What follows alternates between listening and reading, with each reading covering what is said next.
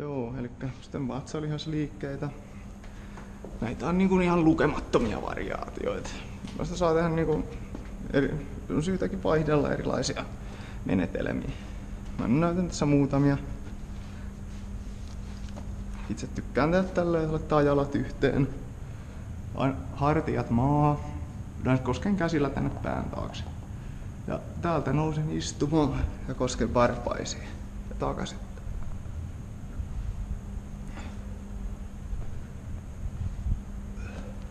Voin myös tehdä perinteisiä, että laitetaan sitten jalat vaikka lukkoon jonnekin alle. Tähän näin. En suosittele, että pistätte käsiä pään taakse, koska ette te halua tunkea tämän niskaa yhtään eteenpäin. Esimerkiksi itselläkin on vähän pää edessä, niin ei sitä kannata tehdä.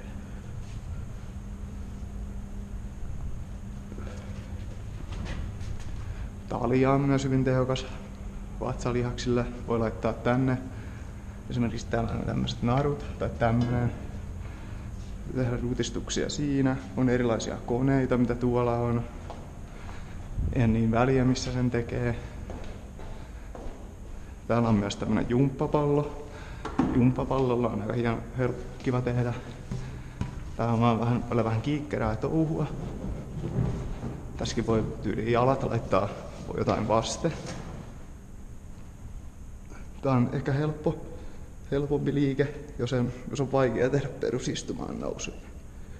Tässä voi tehdä tämmöistä pientä nytkytästä, kun yrittää puristaa vatsalihaksia yhteen.